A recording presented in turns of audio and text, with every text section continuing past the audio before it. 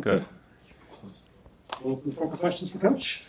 I guess to start, for people that aren't familiar with the procedure you're having on Friday, can you just give a kind of a rundown of what to expect, and do you anticipate missing time away from the team? Yeah. So as far as my pacemaker replacement surgery that I'll have on Friday, I anticipate, a very routine surgery. I've had one of these done before, so just a little background. I had open heart surgery in 2005. That's what ended my NBA playing career. And during the procedure to correct an aortic root aneurysm, they nicked my conduction system, which is invisible when you go through that procedure. So I developed a 100% heart block, and they implanted a pacemaker in me after that first surgery, and I was in the hospital for about a week as they got everything set. And that lasted about 10 years. So I got it in 2005. The second one, actually 9 years. I got it in 2014. I was at Iowa State, and I was at a recruiting event, and my pacemaker went into reserve battery mode. Technology is much different now. Back then, you put these little handcuffs on, you interrogated it in the phone holder. This is when phones had a cord in them. And went up to the Mayo Clinic. They said, you need to get up here like immediately. You're on reserve battery mode. So I was up there the next morning, got it replaced. Technology is better now. I have a monitor right next to my bed. The last time the pacemaker was interrogated, they saw that it was on low battery mode. And we got about a month of battery life left, so we felt that this weekend would be the best time to do it. As far as missing time, I don't anticipate missing any time. I will have the procedure done Friday. I'm going to go to practice on Friday morning. I'll be grumpy because I have to fast. I can't eat. And I'll get through the procedure, hopefully recover over the weekend, and barring any complications, I should be back on the court on Monday. Can you at least have coffee or water? Is it I can have clear liquids, yes. I can have coffee. You'll have to take that up with my doctor, Amy. I don't know. They told me I could drink. They told me I could drink black coffee only, just black coffee. So This was the start of practice. This was kind of the first time your full group has been together. I know you had some late additions and guys sitting out. I guess what's that picture look like from the few practices you've had, and what are your feelings on the team right now? Well, we've had the full team together pretty much since we've been back in the fall. So they say first practice, which was yesterday, but we've had really 13 weeks together. The first actual practice is this year was on June 9th.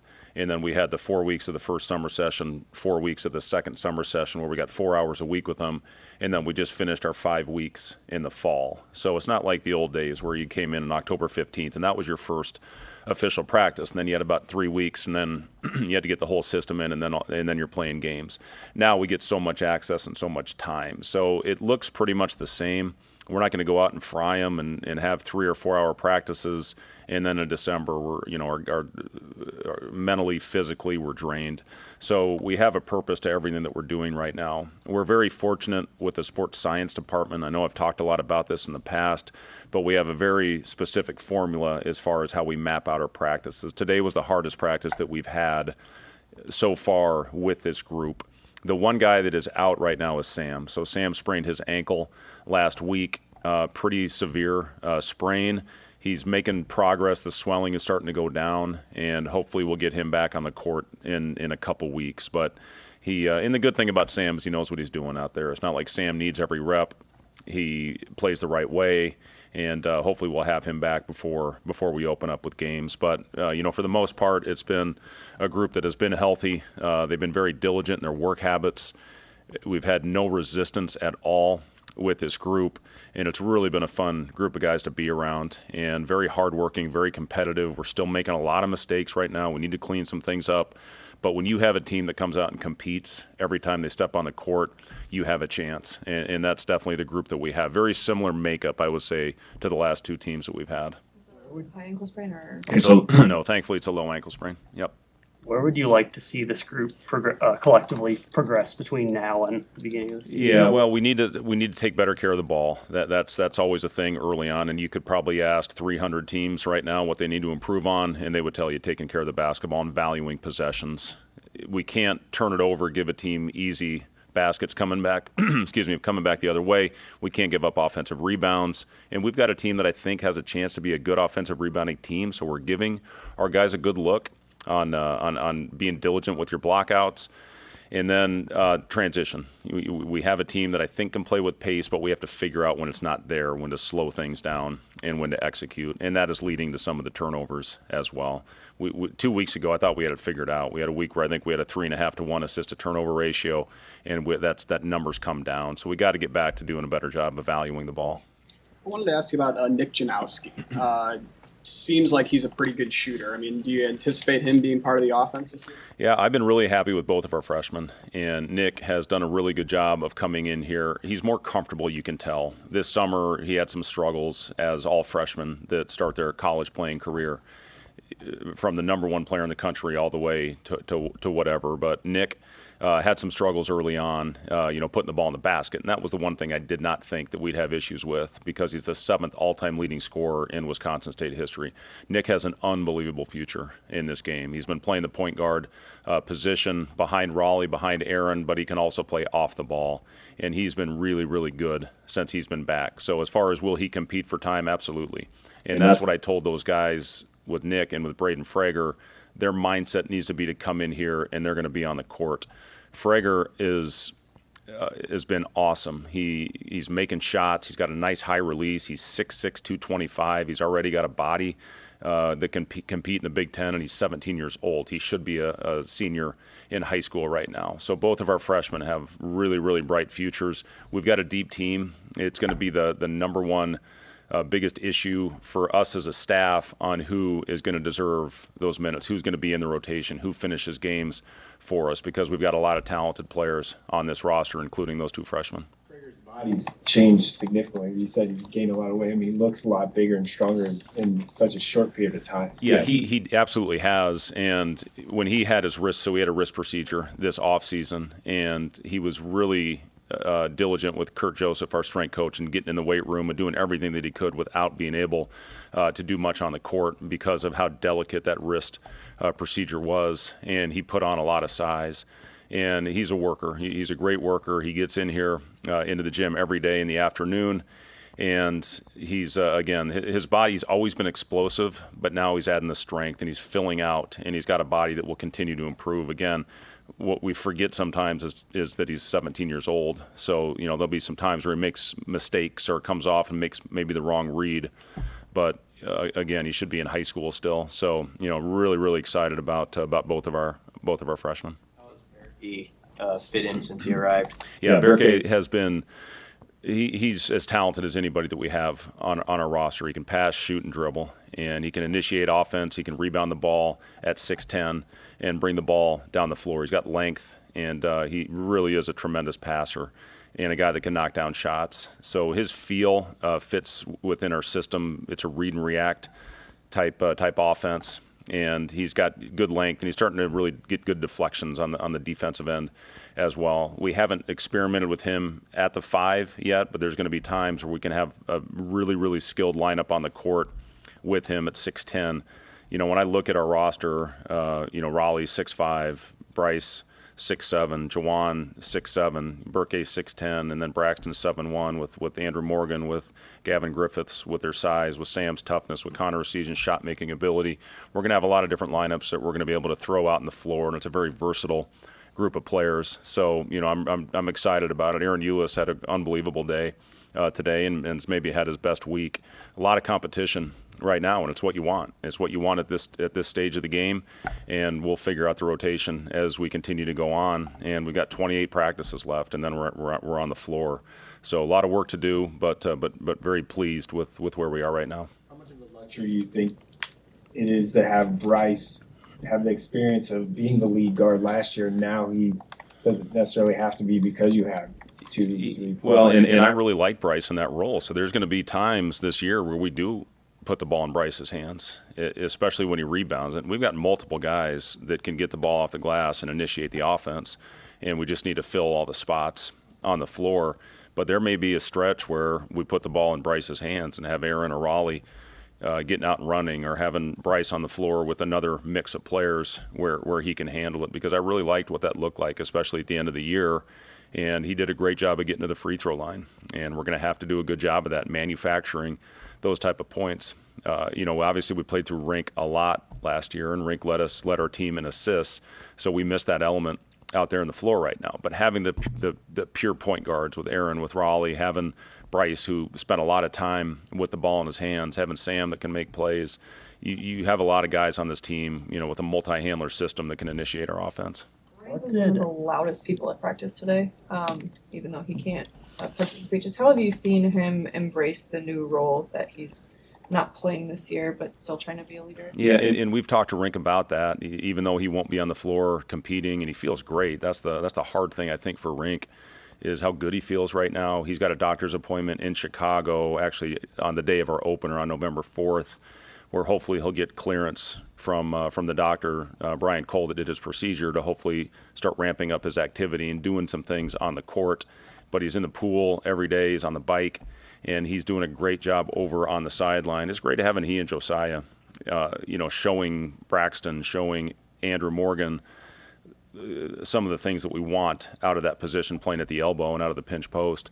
And yeah, it's a great luxury to have a leader like Rink and to have Josiah come back. He's still the hype man over there on the side, but yeah, it's awesome to have those guys part of the program. What did experiencing some success last season do for the returners from a mental standpoint, confidence perspective? Well, the thing that we really want is to give them a hunger that they want to get back there, and they want to improve, and we want to improve on what we did a year ago. Not only get there, but win in March, and that's the challenge. That's the next step. That's the next progression, is to get this program where it's never been before by getting there and consistently being there, and now winning those games in March. And having a group, we didn't have anybody really. I think Juwan was the one guy in the active roster that had played in the tournament, and then Aaron being the other one that had played in the tournament. Nobody else on our roster had experienced that. And it is such a different vibe. You can talk to them about it till you're blue in the face, but once you experience that, that's very valuable for your guys. And having a group now that the majority in our rotation have been in that tournament, they want to get back there. And they want to have that, again, take this program where it's never been. And I think this group has that opportunity if we stay together, if we sacrifice, and play unselfish basketball. You see a determination in Connor, after maybe last year didn't go exactly how you wanted it to, and where his head's at right now. Yeah, Connor's been great. Obviously, we have a lot of shooting that we need to replace with Casey, with CJ, with some of the other guys that aren't with us anymore, and that's what he does. He shoots the ball. He can put it in the basket. It's an offense that has a lot of freedom, and he's really enjoyed it. And I think he is still learning some of the things, some of the nuances within the system. But when he gets it going, and when that thing leaves his hands, you think it's going in. And he's been a guy his whole life that can put the ball in the basket. He's shown a nice little floater. And again, the thing that we've stressed with our guys, and I'll go back to the turnovers, making simple plays. At times we get in there, we try to do too much. We try to hit a home run when the easy play is there to be made.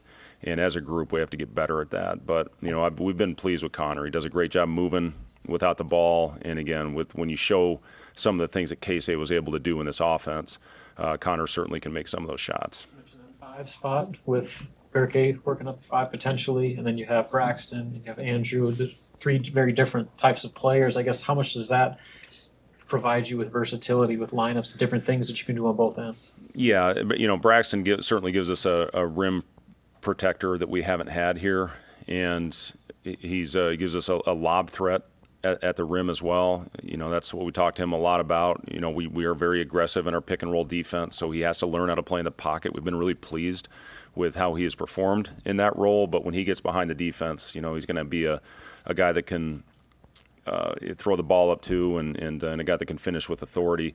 Andrew has got unbelievable footwork on the block, and against our defense, you don't see a lot of that because we double team the post. We come from the baseline side, so as we continue on with this and start playing against different types of defenses, I think Andrew's a guy that can get us easy baskets on the block. He's very good at the nail as well. He's got good footwork, and you can run some ISO type actions similar to what we did for Derek a couple years ago. And then Berkey, again, his pick and pop, if he is at the 5 and he has a big guarding him, is going to be a weapon that we can use, and also his ability to pass. So 3 very different dynamics, and no doubt about it, Robin, it does give us a lot of versatility at that 5 spot. Braxton, today the low that we saw, hitting some threes, no one guarding him. I mean, did that surprise you? Yeah, I think we'll probably run a lot of plays to get him threes, but there's some times, yes, where if he's all by himself out there and he's feeling it, that we may allow him to let a few of those go. But again, the thing I've been really impressed, and Larry Brown is a guy that I played for. He was my first coach in the NBA with the Pacers, and Larry was with Washington last year, and he said he'll surprise you. He's really good in dribble handoffs, and he's good in the pocket. And he's shown a lot of poise. I've been really impressed with what he has done. The game is now, instead of throwing it in the post a lot, it's playing in the pocket. That's how you get those paint touches, and now it's making the right read and either finishing at the basket or spraying it out to a shooter. And I've been really pleased with Braxton and the poise that he has shown in the pocket. Is there somebody you could that you've coached in the past, you compare Braxton to? Like, he almost sort of struck me as like Joakim Noah-ish. Yeah. He's got. I'd say Robin Lopez is probably a pretty good comparison to him. Plus, they both spent some time in Fresno, and he's just a force. And like Sam, who's a good defender, probably one of the better defenders on our team. He said, "I can't get around a screen that he sets. He is so big." And if he takes the right angle in his dribble handoff or on the ball screen, it's going to make it a very difficult decision on going under or over, and that's a big body to have to get around. And if the big gets engaged, he can get behind the defense and, again, finish with authority. So, yeah, just his size. And, he had a wrist injury a thumb injury this summer where he really didn't do anything for a good 2.5 months. So now getting him back on the floor, continuing to work on getting him in shape. But you can see, he gets more confident every day that he steps on the floor. And a lot of that is because he's starting to get in shape. Still has a ways to go. But, again, I've been really pleased with all, and not just Braxton, but all of our bigs. Andrew Morgan's, he's a really good player. When you built this roster after the season, were there specific things you were looking to improve on? Well, we wanted to stay old. That was important last year. And we've got 8 players on this roster that will be their 4th year or more in college. And we were the oldest team in the Big Ten last year, and I think that was a key in us having a good year. So we wanted to get experience back in some of the players that we had to replace. And we've got 6 seniors on this team, and then Sam and Jeffrey and those guys are. Yeah, and Jeffrey I think makes 7. So we've got 6 guys that are 4th year or more in college. So that was a big part is to continue to try to stay old, and that's what it is right now with the landscape of college basketball. But we're really happy, I think, with the balance of this roster, having some older players, and then you have the younger guys with Janowski, with Freger, that are really coming along. I've been really pleased with Justin Bolus. He's been unbelievable for us out there as well. And, in order in today's age, I think to win and to be consistent, you have to have older players on your roster. So that was a big point for us and for me and my staff this offseason, is to make sure we got some experience in here to replace some of the guys that we lost, and Rink and Josiah in that as well. What are skill sets you're looking for? We like guys that can pass, dribble, and shoot. We like guys that can do multiple things out there on the floor. And again, we needed to add size. We knew with losing Josiah and losing Rink, once we found out about his knee, that we would have to get some size out there on the court. I think we did a good job of that. And not only with the bigs that we talked about with Burke, with Braxton, with Andrew, but then you look at Gavin Griffiths, who's got size, and you got Jawan back, and you got Bryce back. So we've got size in the front line, and again, versatility that we certainly have not had here before. What have you learned about Gavin's game since getting him on campus? Yeah, he can really shoot it. He's very sneaky athletic, and there's some clips this summer of him getting behind the defense. He goes up, he has no fear. He goes in and tries to finish above the rim. The thing that he can do best, though, is make shots. And we're trying to get him to be more aggressive and understand, what in the right time coming off a screen or coming off a dribble handoff on when to pull it or when to continue and keep the ball moving.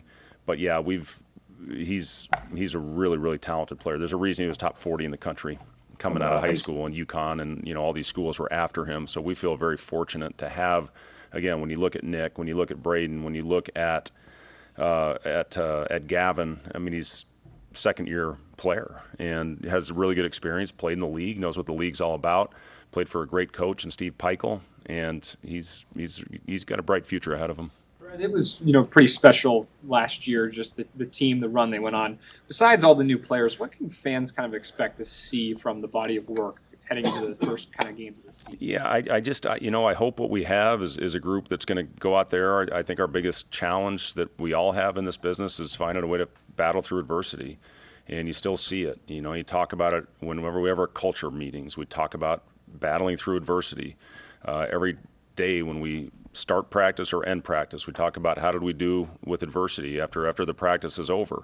And still, when things don't go well, you still have those guys that dive down. The thing that I liked last week, we had a practice where every group, we have 3 teams right now, they all won games. A lot of days we'll have, like today, our one team dominated the entire practice and those other teams shut down. You can't have that if you want to have a successful team. So, that's our biggest thing. Be the hardest working, most together team and find a way to battle through those tough times. Mentioned pretty much everybody, but Jawan, I guess what's his role? Has it changed at all with how the new additions fit in and what he did last year? Yeah, Jawan's one of my favorites. He's one of the favorite guys I've ever coached. He just does everything. He does whatever it takes to win. He's not a guy that goes out there and hunts shots.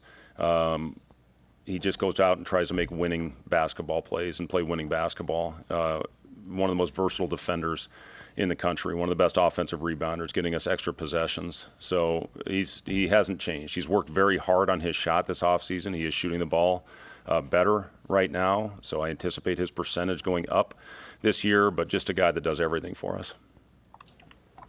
Thank you, guys.